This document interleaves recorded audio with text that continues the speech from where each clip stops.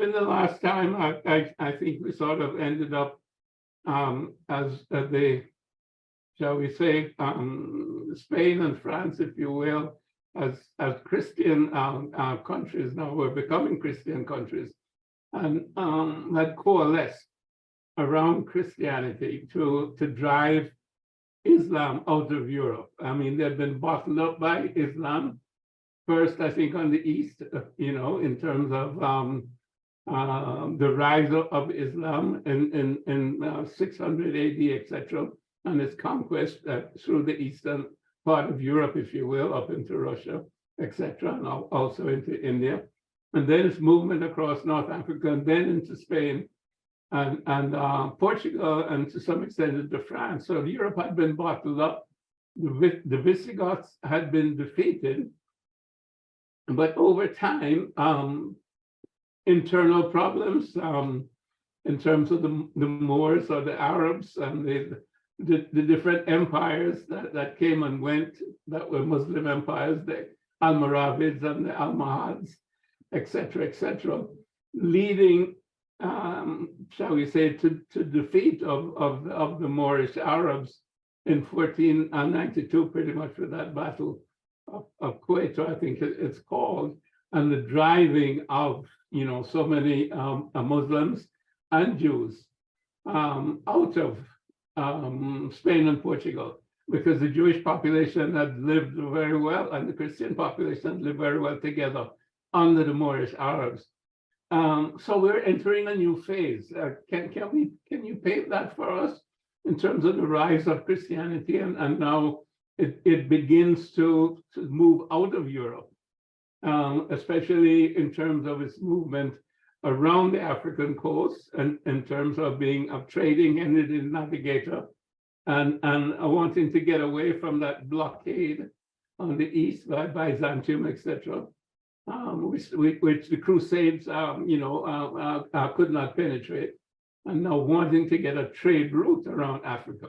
And this now begins an expansion of Europe. Yeah, the beginnings of the expansion of Europe are essentially the two countries that the Moors and the Arabs had the biggest impact in were Spain and Portugal. And these two countries were now going to begin a golden age of Europe through exploration, through conquest, and through genocide. Now, what happens somewhere around the year 1441, we get a very, very important slave raid against North Africa. And it's led by a Portuguese mariner called Anton Gonçalves. And that slave raid, he sailed to the coast of southern Morocco, saw some Africans on the coast and kidnapped them, and then brought them back to Europe. Others ended up in the islands off the coast of Africa, Madeira, Canaries, those kind of places. Because, of course, you've got to remember, Europe didn't know the Americas existed yet. And so the beginnings of what's going to become transatlantic enslavement was just hit and run raids by Portuguese people sailing around the coast of Africa. Starts in South Morocco, then they get a bit further down to where the Gambia is, then they get a bit further down, and essentially they're organizing hit and run raids. Can you back up a little bit, Robin, because the etymology, shall we say, of the word slaves comes from Slavs, and the Slavs were slaves during that Moorish Arab period of conquest of Europe, or if you will, Spain and Portugal. And there became sort of a high value in those slaves from the northeast, shall we say, of Europe, the Slavs.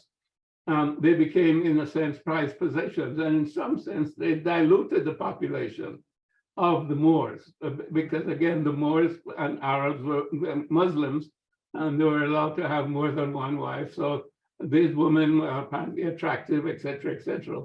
So that, I think that's the way the word slave came into the vocabulary. And that inbreeding, shall we say, also, you know, I've changed the face of what came to be Moorish Spain, because many of us who go to Spain and say, well, gee, you know, where's the evidence of the Moors? But a lot of that was diluted by the Slavs or the slaves who were intermarrying into the population at the time. I just wanted to bring that point out as you get into that whole business of the concept of slavery, because the concept of slavery in terms of Europe began with the Slavs, not with the Africans. Is that correct? It's complicated because it's a complicated story. And if you speak to Eastern Europeans, they do indeed blame us for them being in slavery. But it wasn't really us, it was the Turks that did that. It wasn't really the Moors, it was the Turks that did that. Now, were there Africans in the Turkish armies? Yes. And of course, in the Eastern European world, they remember that. So their beef with us is over that. But yeah, certainly in Moorish Spain, there was intermarriage between Africans and Goths.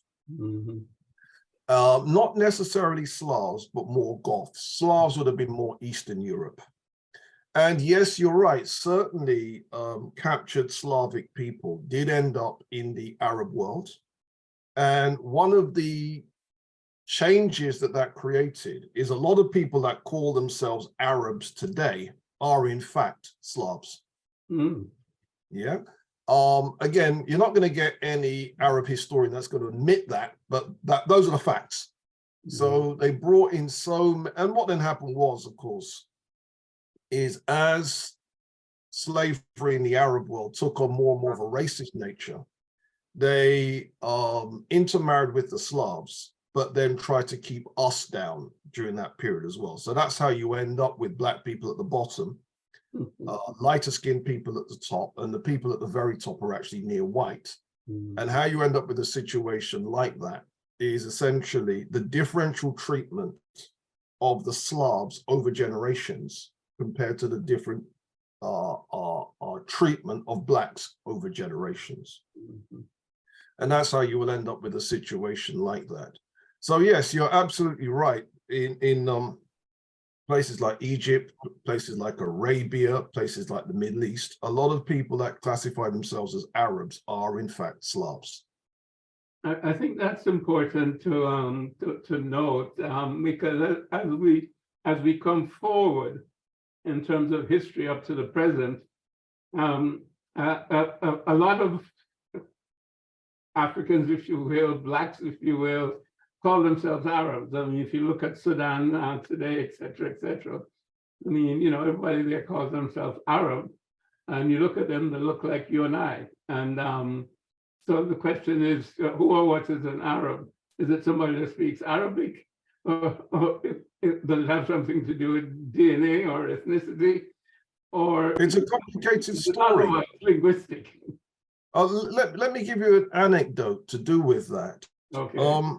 I was invited there's a gentleman in South Africa called Baba Buntu, and he arranged for me to speak in Oslo, of all places, in Norway.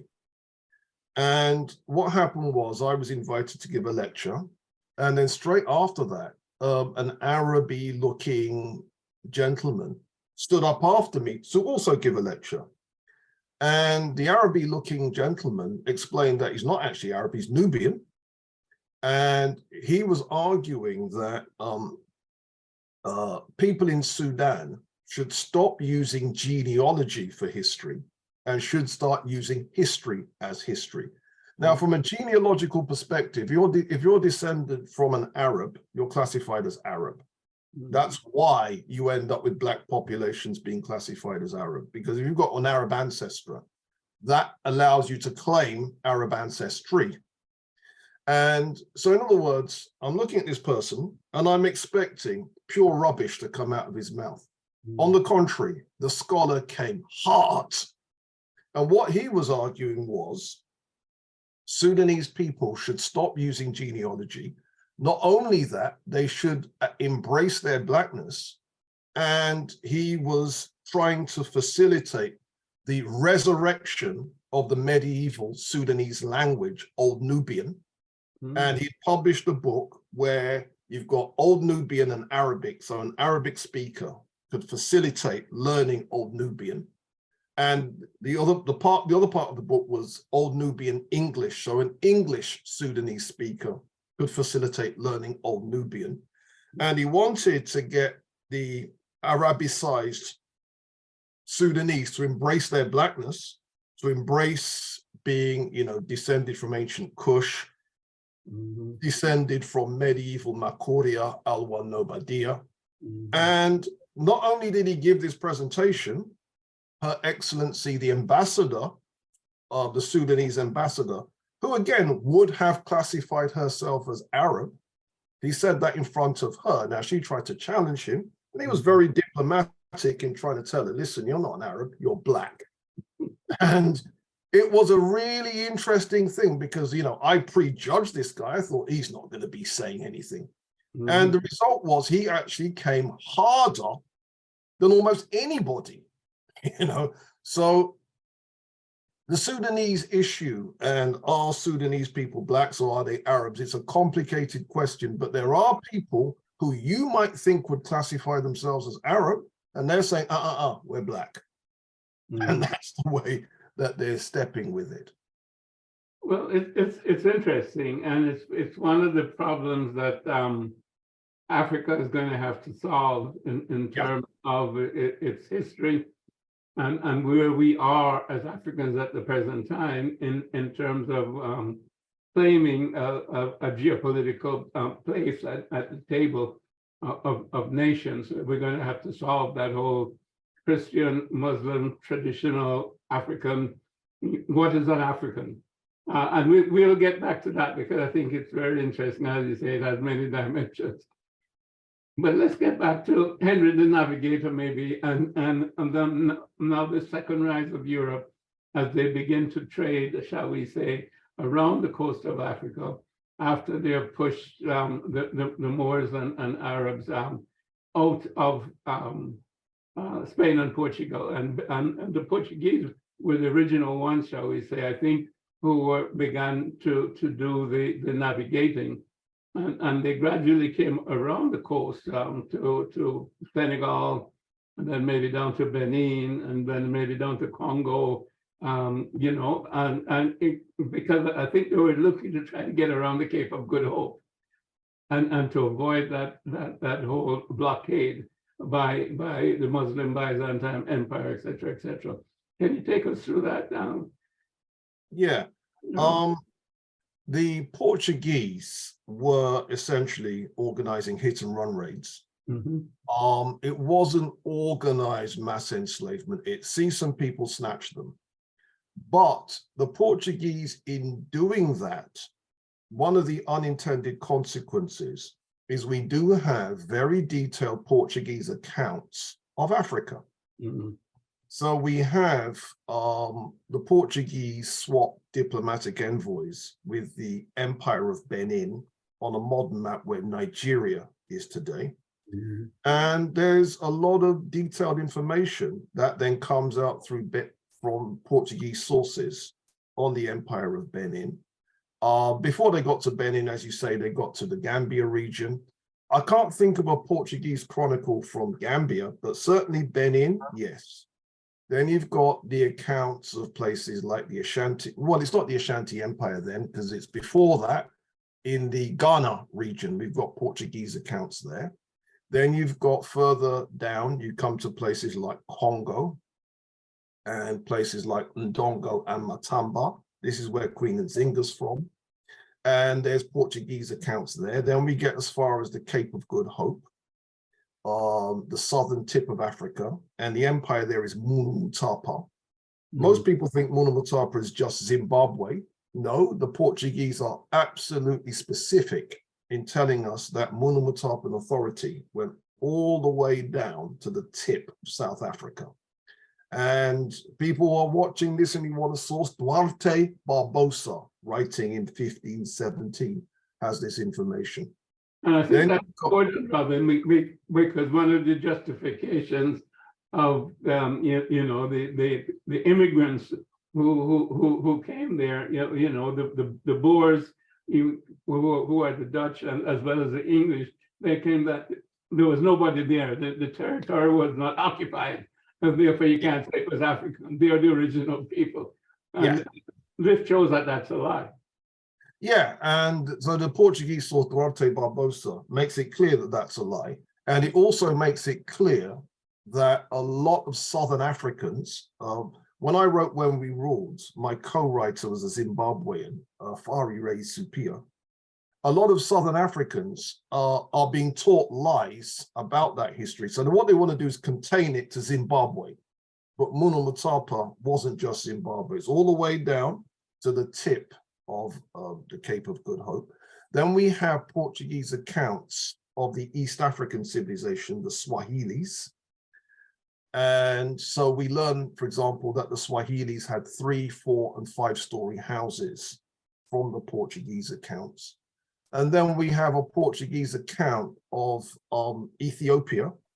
And that's really interesting because one of the Portuguese friars was shown the city of Lalibela, the city of underground churches. Mm-hmm. And that same friar was worried that people aren't going to believe me when I say this in Portugal. So he writes this whole passage where he says, you know, I swear I'm telling the truth about these underground churches. Mm-hmm. And so the main point is, you could argue that 1/3 of Africa's history is in Portuguese archives. Mm. What the Portuguese tell us about what some people call the Bantu civilizations is powerful information. It changes what we know. And, you know, the kind of things, so for example, I mentioned the multi-story houses in East Africa, the underground churches in Lalibela. When it comes to the empire of Munu Mutapa, we learn from a Portuguese source that they had a system in place that you could almost call social security. If you were blind, if you were maimed, there would be an allowance that the emperor would enforce that you got. You got someone to be your guide. You got someone to carry your stuff from one place to another place. And the deal was any of the kings in any of the different localities that didn't support what the emperor was doing would be punished. So in other words, the entitlement that a blind or a disabled person got is superior to what people would get today, relatively speaking. We get accounts of places like Congo. There's certain sketches that have survived. One of the cities in the Congo Empire, by now it's spun out of Congolese control, is a city called Loanga. And we get European sources where you've got reproductions of what these cities look like and the grandeur and the splendor. So it's very, very important that while the Portuguese, yes, they were slave traders, yes, they did evil stuff. There's tons that we've learned about Africa from their sources. Mm-hmm. Let me give one example. One of the Portuguese chroniclers was explaining to his people in Portugal what the word Munu Mutapa means. You know that it's a derivative of the word Mutapa, meaning emperor. Mm. And the Portuguese said that if you're going to put it into a European context, it means the same as Caesar. Mm. Now, just let that sink in. Let that sink in. It means the same as Caesar. So in other words, the same grandeur that you would associate with the ruler of Munu Mutapa, European accounts to make it known to their people, you speak of him in the same sense as you speak of Caesar. Another one that we have, the Portuguese talk about swapping envoys with the ruler of Benin. And then the Benin ruler then sent a priest to go across the waters to Portugal.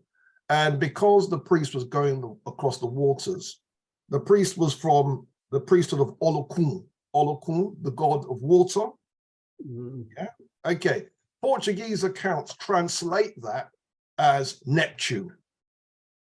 So what have we just learned? The Yoruba deity, the Benin deity, Olokun, is the equivalent of Neptune, is the equivalent of Poseidon. You see, so we learn things that connections that Europeans would make between their heritage and ours. But if you don't read those accounts, you don't learn those things.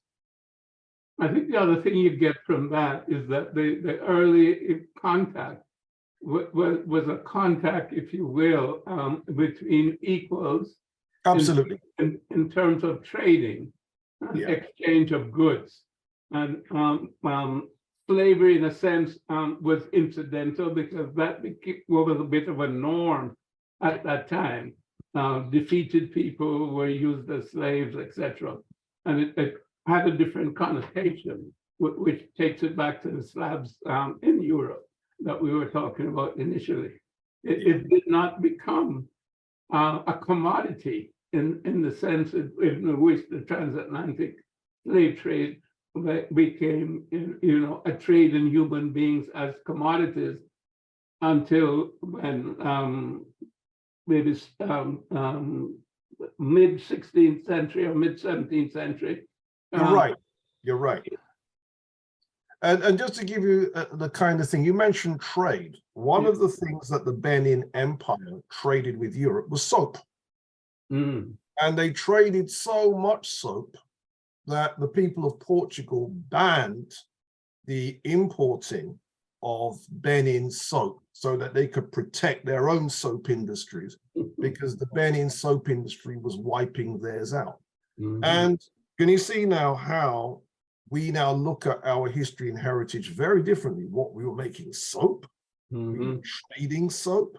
And another thing that they traded was what's called ivory. Now, the textbooks say ivory. I've actually seen what those ivory pieces were. They were salt cellars. And if you go into the British Museum and other museums across Europe, there are 800 of these salt cellars. They're about this big, right? And these salt cellars are made of ivory, and they are actually masterworks of art, some of the highest works of art from the 16th century. Very, very elaborately decorated. And some of these pieces would come from Benin. Some of these pieces would come from Sierra Leone. And what would happen is the Portuguese would buy them and then sell them on to royal houses in Europe. So it is said that people like Henry VIII would have those types of salt cellars on his table. So one of the, when it comes to food, if you're eating from bowls and dishes, we call that china, because the stuff is coming from China. What most people don't know is the salt cellars, the ladles, and so on and so forth would be these masterworks coming from West Africa during that time period. And if anyone's watching this, Google Benin ivories or Sapi ivory. Sapi is S-A-P-I, and be astounded at the quality of those pieces. Well, I'm sure we would be astounded because we know about the quality of the Benin sculptures, which are also encased in European museums, etc., etc. And there's a big problem about reclaiming them, for Benin or for Nigeria. But again, I think it's worth emphasizing, as you were, that the trade was in gold, it was in salt, and it was in these art objects that were derived, shall we say, from the skill and workmanship of the culture of that period. And gradually, to some extent, slaves were mixed in, but it did not become a commodity until, again, maybe early 1600s in terms of when it really went into, shall we say, high gear. And I think did this come about again, I think because of the musket and the now increased weaponry that the Europeans had. Because I know also in terms of Southern Africa, in terms of their invasion and their ability to advance against the Zulu and the Bantu, was because of the Gatling gun. So there was the musket, and then the Gatling gun, which allowed a kill ratio, which was extreme, 400 to 1, etc. But Yeah. with the early rifles, they were not that accurate. So that was not a big advantage. You could still fight with a sword or a spear because reloading took a long time. But once technology developed, they had a repeating rifle, then there became this advantage in weaponry. And that's when Europe was able to penetrate further into the hinterland of Africa and develop the slave trade. Because I think it's important for us to go into that because, just recently I saw something where Museveni, as a Christian, and he was apologizing for the part that Africans played in the slave trade. And, and I think we need to clarify that in a significant way, because while obviously there'll always be collaborators, I mean, it wasn't simply that Africans were offering up their brothers and sisters and saying, here, come and take them. No, there was obviously not just coercion, but force was used in terms of gaining enslaved people, kidnapping enslaved people. And if certain kingdoms, if you will, or chiefs did not cooperate, then they would be liquidated and removed, and their subjects would be enslaved. I think, we need to go through that, Robin, in terms of, information that you would have that I probably wouldn't have. One of the areas of research that I did was inspired by the theory put forward by Professor Henry Louis Gates that Africa was primarily responsible for the slave trade. So what I had to do was, well, let's look at this. And he gave the example of Ghana, the modern country of Ghana, what used to be the Gold Coast and so on. And so what I did was I looked at what do the documents say. And the documents present a very, very different picture to the one presented by Professor Henry Louis Gates. The documents actually support the theories of Professor Chancellor Williams. Now, Williams shows that with the slave trade, you've got several things happening at the same time. You've got Europeans capturing a certain number of people and then sending them in to do slave raids. So you end up with black slave soldiers being sent in to do a slave raid. And then you've got the Europeans armed and at the back. And if any of those soldiers desert, they'll be shot. Right? You've got that process happening. Then you've got kingdoms seeing an advantage that if one kingdom has been destabilized by slavery, you can move in and capture. Then you've got the propaganda where you've got agents will go to the king of one country and say, you better arm yourself because these people are coming for you. You've got those kinds of processes happening. And if you look at the documents that have survived, you'll find that a lot of African kingdoms, a lot of African city-states, their existence was extremely precarious. There's an account that I use, I think it's William Bosman writing in the year 1700. He visited the Gold Coast in 1691 and then came back in 1700. And a lot of the cities he described in 1691 didn't exist in the year 1700. And then I asked my students, what do you think happened to the people of the cities that he's describing? And the answer is they're either dead or they're on slave ship. And so what you then have then is the kingdoms that end up surviving that end up having to become war machines. And the two kingdoms that became the fiercest war machines were the Ashanti Empire, and then further on along the coast, the Dahomey Empire. They became war machines. And in truth, while they did a lot of horrible things, and they did a lot of horrible things to Black people, they wouldn't be here today had they not done that, because they would have been wiped out like everybody else. Because essentially it creates a system of instability. And that instability, now, how did Black people get pulled out of Africa? We got pulled out in three ways. One was gun running to nation A and nation B and telling them that, you know, the other lot have got arms, you better protect yourself. And then people fight. And then you've got Portuguese and Dutch columns behind each group fighting. And then what then happens is the prisoners caught by A end up being sold over here. The prisoners caught by B end up being sold over here. And then when you read the account, they will tell you a ship is furnished with 500 blacks in a period of 3 weeks. That's what it says in Bosman's account. Now, Bosman could see what was going on, but if you're one of the two ethnic groups that end up in the middle of that, you can't see that you're being played. The second way is straight up Europeans just raiding. And the raids, sometimes it would be Europeans doing it by themselves. Sometimes, again, they would send in slave soldiers. And then a third way would be African nations emptying their prisons.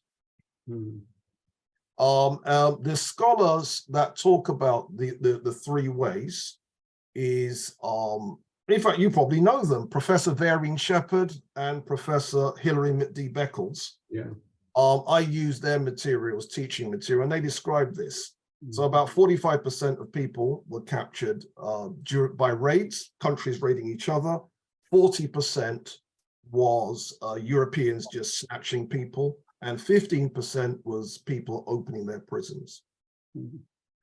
And in one way or another, then of course, another side of the story that no one talks about is resistance. People who have done the statistics say that in order to get one enslaved African onto a ship, you're going to have to kill 5, which means 5 times as much resistance as you've got captives. And the story of resistance, you see, one of the problems with people from Africa is because they have a very partial understanding of this. They should own the 5 people that died. They don't talk about the 5 people that died. They talk about the people that collaborated. And so what happens is a lot of people from Africa try to take credit for the slave trade because it means that they were strong. And consequently, this is why so many people in the diaspora blame Africa. And that's why you've got Henry Louis Gates blaming Africa. And that's how you end up with a lot of African Americans turning their backs on Africa, trying, you know, we're not Africans, we're ADOS. We're not Africans, we're FBA. And it's all due to a partial understanding of what really went on. And so what happens is when a lot of African nations apologize and all the rest of it, they're ignoring the 5 times as many people that stood up and resisted and got killed to make their apologies. It's almost like those 5, the 5 times as many people, it's almost like they've been erased from African memory. Do you see? I think that's so interesting, because it misses, you know, so much of the reality of that period and so much of the damage that has been done. And of course, the sort of misinformation is propaganda by the people who have written the history. And of course, the people who have written the history are the people who have committed the crimes. So we get the sanitized version of everything, blaming, shall we say, the Africans primarily. But obviously, it was a slave raiding expedition, foremost. And some collaborated, some didn't, but etc. But the point that you make in terms of, you know, 5 being killed for everyone that was captured, and then for everyone that was captured, by the time they marched them down to the coast and to put them in those castles that we have all visited, or the door of no return, etc. Whether it's in Dakar or it's in Ghana, in Accra, etc., the crowding, etc. People die there, putting them on the ship, people dying on the ship, people resisting, jumping overboard, and then finally arriving, shall we say, in the New World. Again, you have another number of people dying off, so to speak, Yeah, yeah. So what is the true number? I think somebody named Curtin or somebody said 15 million arrived in the New World. I'm not sure of the numbers. Do you have any accurate, pseudo-accurate counts? Professors Hilary McD Beckles and Varian Shepherd, they're saying 15 million arrived. But can you see that to say 15 million arrived, you haven't actually said anything. That hasn't said anything. What about the people that didn't arrive? Yeah. All right, now, Englishman Dr. Basil Davidson, in one of his books says 50 million. 50. Yeah, 50. Okay. Didn't make it. Some scholars like W.E.B. Du Bois put the numbers who didn't make it at 100 million. And I've seen figures just get bigger and bigger and bigger. But yeah, a lot of people did not make it. Yeah. I think that the interesting corollaries of all of that is obviously the damage that it did to the development of Africa and African civilization, African culture. Not just that, the damage to the memory. So, for example, as a Black Studies teacher, whenever I've shown students from Sierra Leone, for example, the sappy ivory, they're astounded. They didn't know that their ancestors were doing that kind of stuff. You see. And then you've got the technological transfers. I think we spoke about this in an earlier class, where you've got the cotton technologies from Senegal and Gambia, because that was the place that produced the finest cotton in the 15th all the way through the 18th century world. And then you could imagine then why Black people from that part of the world would end up being targeted for cotton-based slavery. Then you've got the metallurgy. Then you've got the other technological and scientific processes. An enslaved African who was responsible for bringing the smallpox vaccine to Boston in the early 1700s, an enslaved African called Wanzimus. Loads and loads of examples like this. And then, of course, if these technologies are being brought to the West, then people in Africa are going to lose those technologies. All right, let me say something about that. And the population that were being enslaved, that were fighting against enslavement, is a young population that you need to develop your country. It's the cream of the crop. They're not going to take, old men and old women or crippled or blind or handicapped. They're looking for the best. I mean, the rest they will reject or shoot them. So the heart of Africa was being cut out by the slave trade, certainly in terms of West Africa, Congo, and going all the way down to the south, and as you mentioned, even also going around on the East Coast. So all of that was happening, creating a tremendous havoc in terms of African development, but then transferring, as you're mentioning, technology, certainly people who knew about agriculture and cultivation of rice, etc., apart from the technology that you mentioned. All that was being transferred to the New World and taken gratis with the labor of these 15 million people to develop the wealth of Europe and to develop the wealth of the Americas. And if this is such a crime against humanity, because it's a double crime in terms of genocide, in terms of the African continent itself, genocide in terms of what was going on in the Americas against the native population, and then a crime against humanity in terms of the enslavement of human beings over this 300-year period that it ended up. And these have never been shall we say, owned up to, or any restitution paid for it. But the damage is so severe that I think it's impossible to, how should I say, to define it in terms of any numerical sum, because it's beyond numbers and it's beyond, certainly not paper money and certainly not gold or platinum or any of those things. It's because the human being, I mean, it's sacred. And therefore the wealth of any human being is incalculable.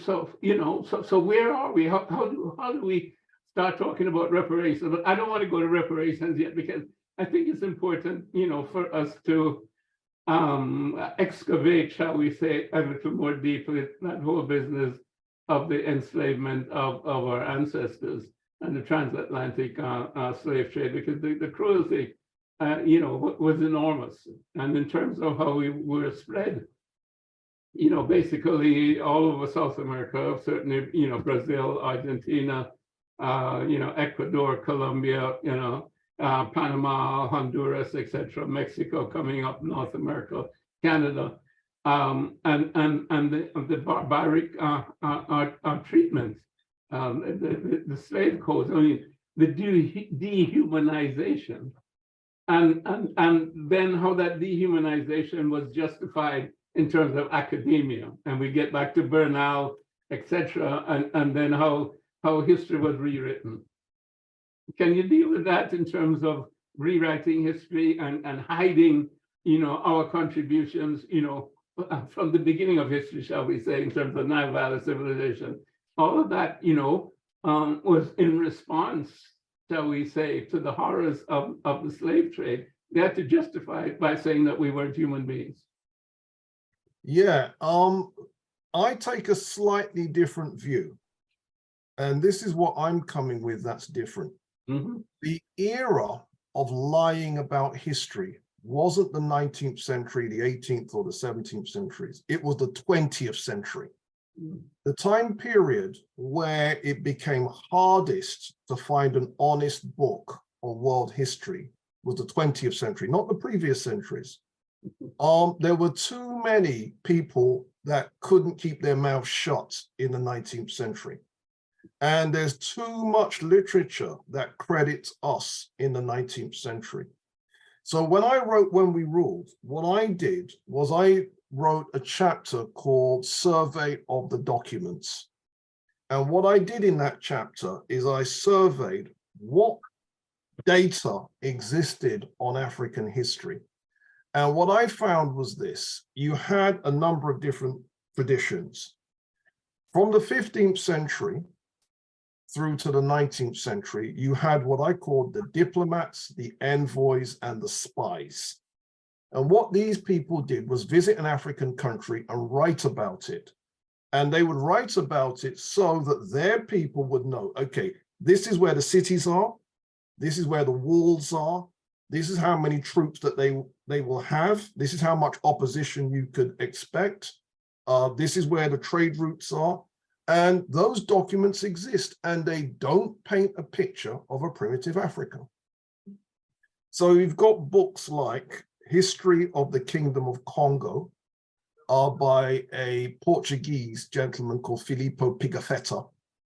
And this was written in the late 1500s. And the whole point of that book was a spy's report laying out what's in Congo so that Europeans know what's what. And he gives a description of the city, Mbanza Congo. He gives a description of the central churches, yes, churches, where the palaces are, what the palaces look like, where the gates are. And he didn't know he was doing this, but he's painting a grand picture. And we have several such spy reports. There was an Afro-Arab gentleman, he may even been part European as well, called John Leo. Some people call him Leo Africanus. And he visits Songhai, he visits the city of Timbuktu, and tells us that in Timbuktu, there are numerous scholars, doctors, and clerics, all receiving good salaries from the king. He pays respect to men of learning. There is a big demand for books in manuscript imported from Barbary, North Africa. More profit is made from the book trade than any other line of business. Books? We have this account. And there are several such accounts. You've got the various Portuguese ones that I've talked about. You've even got from the 19th century, there was one that I came across. two Europeans, one called Dixon Denham and another one called Hugh Clapperton, visited Sokoto, Sokoto's northern Nigeria, visited Kanem-Bornu, which is Chad, Niger, that kind of region, and encountered scholars.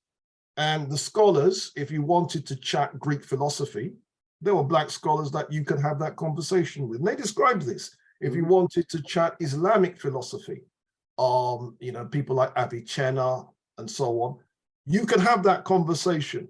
If you wanted to get a check cashed, you could have a check cashed. If you wanted to buy clothing made in Manchester in Central Africa, you could buy that. If you wanted to buy writing paper, you could buy that. If you wanted to buy pottery made in Nuremberg, Germany, you could buy that.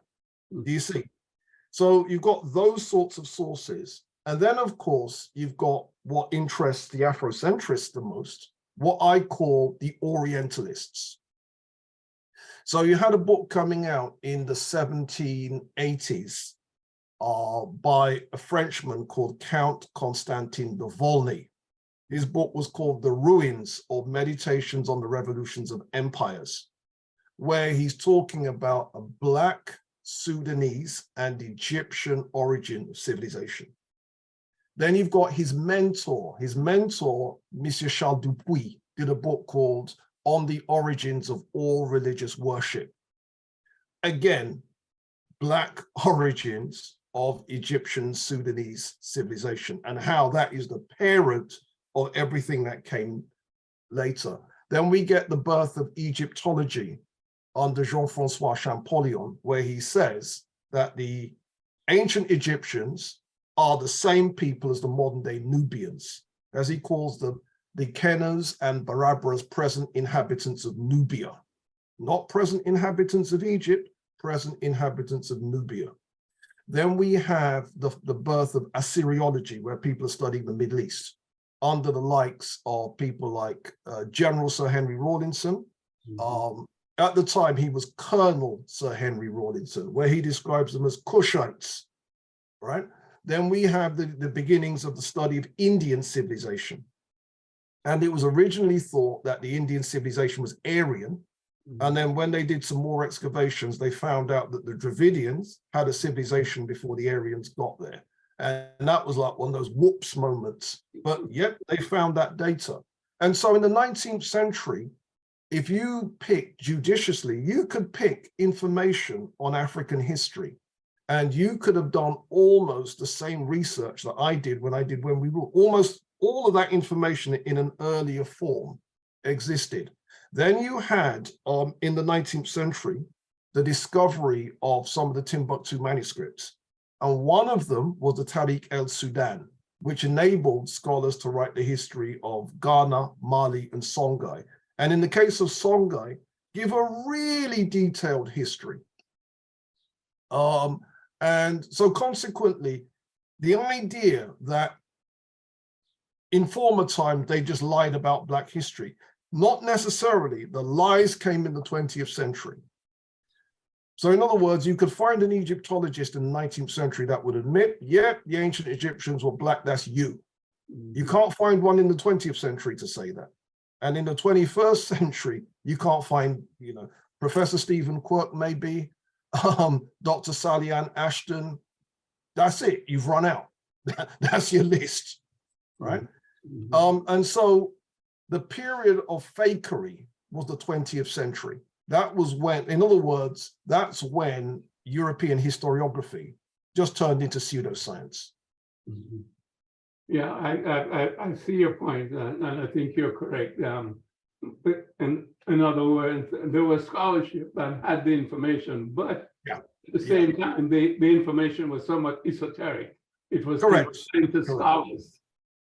But when information became popular, shall we say, in terms of not just the printing press, but in terms of the whole educational, public education, 20th century became suppressed. And I think that's what you're saying about the 20th century, et cetera, et cetera. And people were not allowed to teach that particular history. And many of those books were not published any longer.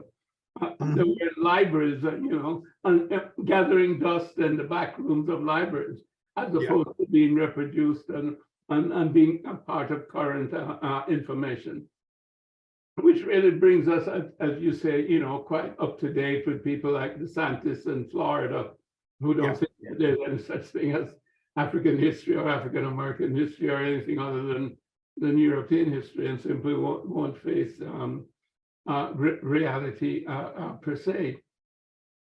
But the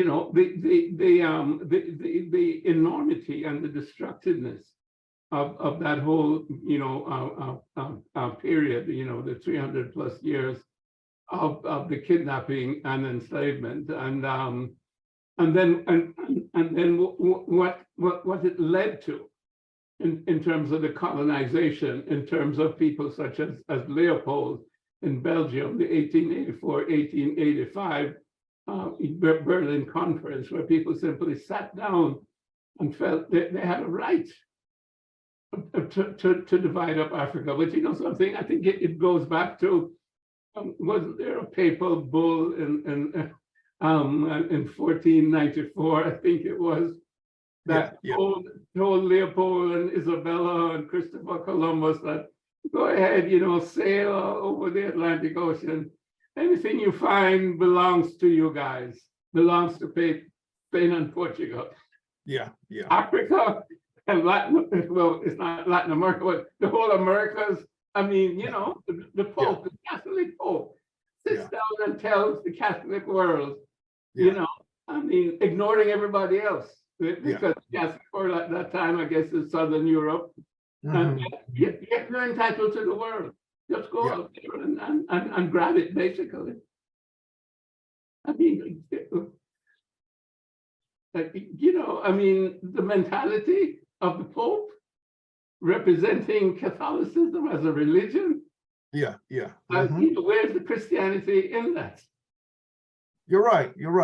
And then what happened is unfortunately the Christianity that most of our ancestors got introduced to was a slave-making religion. And a lot of Black people never learned that places like Ethiopia and Eritrea and so on had indigenous forms of Christianity that goes back 1700 years. But we never got to know that. And that's the kind of thing that would happen. And then with it, the manipulated images of the Christ being used as racist propaganda, the manipulated images of Adam being used as racist propaganda, and so on and so forth. And the psychological damage that has done to our people has been incalculable. The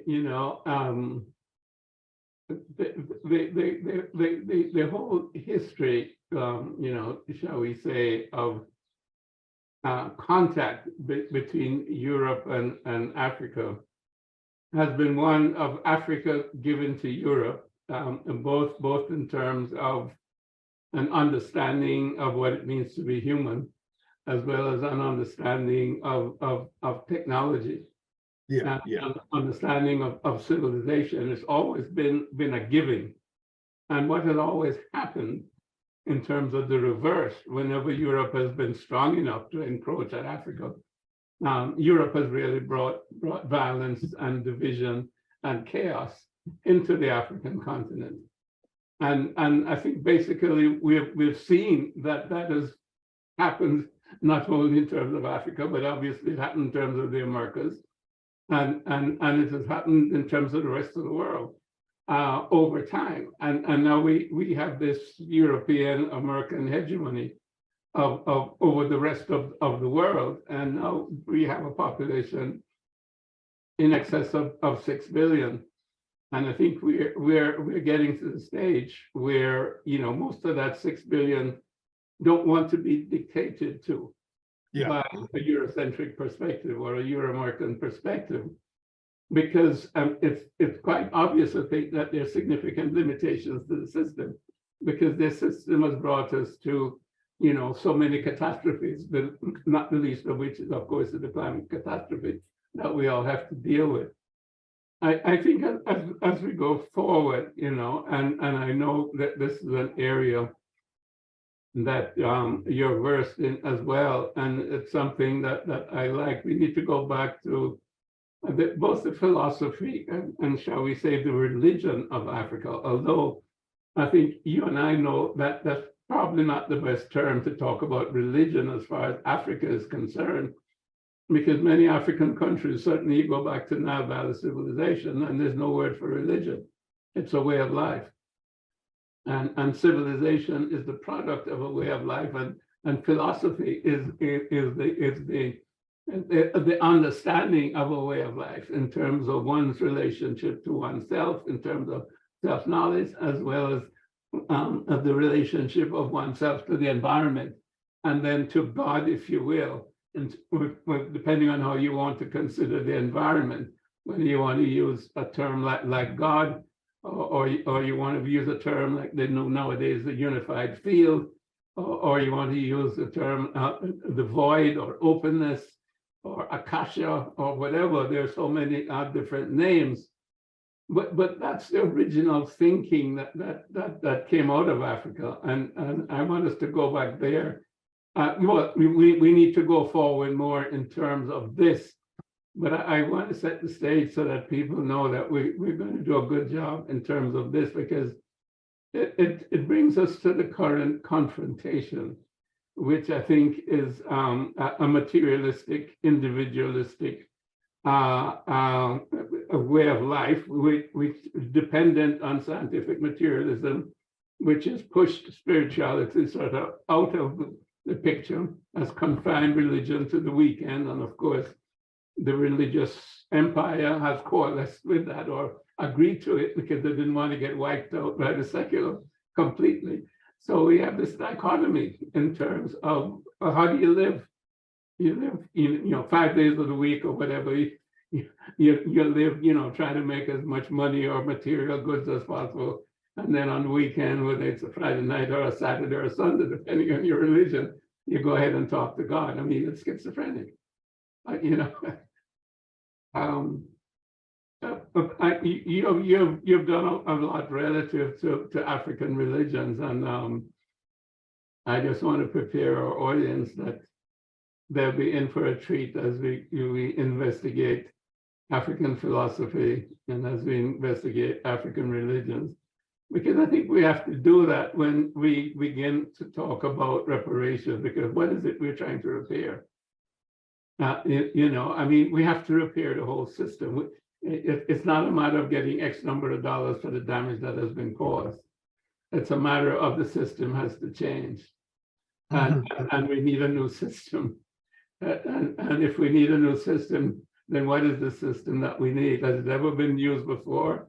Or do we have to invent something totally new? I think we have precedent for systems, meaning civilizations that have arisen certainly along the Nile Valley, Kush, Nubia, etc., down to Kemet, that would instruct us if we excavate them properly. Yeah, looking forward to that discussion, sir. All right. Thanks so much, Robin. It's always a pleasure.